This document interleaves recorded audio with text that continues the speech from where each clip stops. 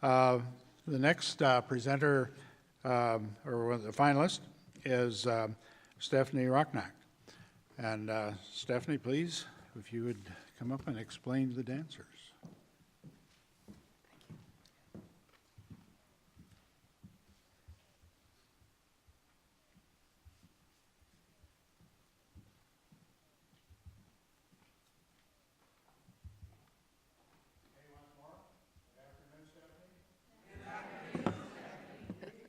Hello.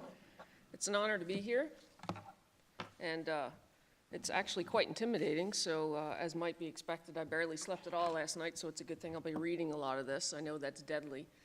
As a professor, I should know that, but I think that'll keep me on track if I can manage this clicker. Nope. So a little bit about me first. I won't linger too long on this. I've been sculpting for over 30 years, and the most recent public art project I completed was Poe Returning to Boston, and that was completed in 2014. It was the city where he was born, so this sculpture memorialized that. I've been in a number of shows. My sculpture's been reviewed in a number of books, et cetera, and I'm also a philosophy professor at Hartwick College in Oneonta, New York. That's upstate New York. And I've written a number of papers on art and also Hume, and that's modern philosophy, not especially relevant for this project, but I thought that might be of some interest. So this is the Poe project, just to start with a little bit about my work first. So this is life size. This is 5 foot 8 inches, and it's bronze, and this is about a block away from where he was born. And that's sitting flush with the brick, and that's relevant to the project that I'm proposing here. This is some of my wood sculpture. Primarily, I work in wood. The bronze was my first bronze, but I've worked extensively in clay as well. These are all life-size or slightly larger. So my inspiration for this project. I'm deeply moved by the significance and importance of this project, a national memorial that celebrates and honors the service, sacrifice, and dedication of Native American veterans, as well as their families, is long overdue. Our nation's capital stands in need of this tribute. The vision and design principles outlined in the manual resonated with me. After a site visit in November, I felt that I could envision a memorial that would reflect these principles, not only on a general philosophical level, but on an intimate personal level. The way in which we relate to the human figure can be very powerful. During my initial site visit in November, I had the opportunity to watch a Native American dance ceremony taking place on the museum grounds. In part, this inspired my design. I've always been interested in Native American culture and the Native American aesthetic, especially the woodwork, and you can see that to some degree in the work that I had up a couple slides ago, or the last slide. In fact, many, if not most of the figures I drew as a child were inspired by Native Americans. This played a role in my choice to major in American Studies at Colby College. Additionally, I've always been drawn to American military history. So I'm going to read my description, and this is the description that I submitted as part of my application. By way of their dress, 4 groups of 2 figures, reflecting the 4 directions, would represent the major past, present, and potentially future wars that Native Americans have served in. The figures, representing all branches of service, would be approximately 8 feet tall and cast in stainless steel with a light granite patina, or that could be bronze. It depends on which material is going to give me the best, most accurate patina. Small cracks in the figures would enhance their subtle rock-like appearance. There would be no tribal identification on any of them, and their features would be general. The figures would be choreographed into a dance. Their universal and timeless postures reflecting a general but powerful sense of Native American spirituality, community, family, and a traditional way of life. They dance on a low base around the welcome circle between the grandfather rocks. And if some of you are familiar with the museum, you know that there's a number of grandfather rocks placed outside of, on the grounds outside. As if they are grandfather rocks that have permeated the eternal human form. They represent an ancient and ongoing responsibility to protect the community. Their valor and legacy is clear. The figures would invite visitors to dance and stand with them in the circle, as if the visitors and the figures are comforting and strengthen each other. Thus, many visitors would represent those who stay at home. General facts about the sacrifices made by Native American family members and service members would be inscribed on the base. Healing, pride, and place in the Native American community, as well as in the American community in general, would be visceral. Disruption to the landscape would be minimal. The wetlands would serve as a backdrop to the figures, the trees in particular. So here's this is what I actually submitted. This was the 2-foot by 3-foot PDF that we were required to submit.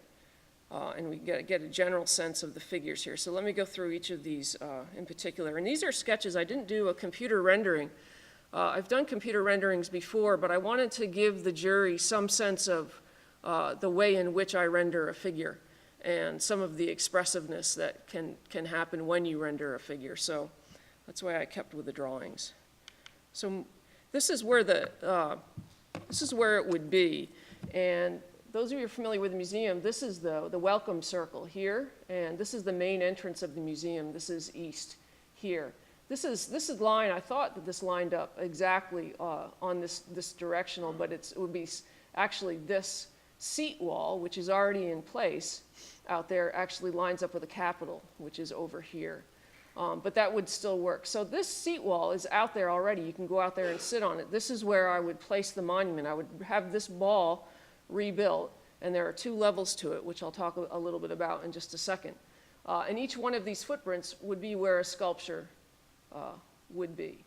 So there would be a sense of balance and harmony, and most importantly, what I wanted to do was use what the grounds already had to offer, in particular this beautiful circle that's out here that can be used as a place of celebration in conjunction with these sculptures. So people literally could dance together if that's what they wanted to do. So here's a sense of all of the figures together. And this drawing was actually really small. These are actually probably only about 2 inches tall, so they enlarge. It's pretty interesting how they enlarge. This I would have to modify a little bit. A woman does not really dance like this, so I would have to switch things around, but these would represent all 5 branches of service and all the major conflicts. And that's quite a bit of a puzzle to figure out exactly how that would work, and I've almost got it worked out. This would need a little bit of tweaking, and this is east, so they would be welcoming the rising sun. Here's a little bit more detail. And it would be on this higher part of the wall where I would have certain facts inscribed, and they would be general facts, so they wouldn't really be tribal specific. So, for example, and I took some of these from Herman Viola's book, The Warriors in Uniform. So, for instance, one fact might be, in World War II, Native Americans were, quote, awarded 71 air medals, 34 distinguished flying crosses, 51 silver stars, 47 bronze stars, and 5 medals of honor. I think something like that is not something that the American public in general knows, and I think so it could be educational not only to Native Americans who probably know most of these facts, but to non-Native Americans. And the figures will be larger than life, so you can get a sense of the scale here, at least 8 feet tall. I would want the people who visit this to have a sense of awe from these figures and veneration. So it would not only be for the veterans, but it would be for the visitors. So here's more detail here. And again, this figure would have to be changed. I think that this would be a male instead. And I think these I made up. I was afraid of being tribal specific by using eagle feathers, but I think eagle feathers are probably general enough that I could replace those, put the eagle feathers back here. This figure actually, what am I thinking now is that this would be a World War I figure.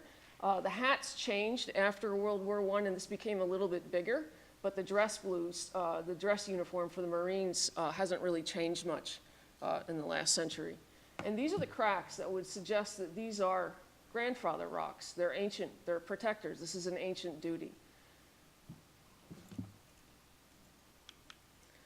And this is the last slide, and this gives you, again, a sense of these figures. Probably the weapons would go. I dislike them because it created a nice design element. These figures will be a little bit more dynamic, probably a sense of going like this. I want the whole design, and I'll go back a little bit, to not only be engaging on 3 dimensions, but to be engaging on 2 dimensions as well. So as you move around the piece, it looks like a two-dimensional painting. So the figures will have to be choreographed just right to capture that. So you have a 2D element as well as a 3D element. And this design in the center, as I said in my description, would reflect this design here, although that might be centered slightly different. Okay, thank you. Anybody have any questions?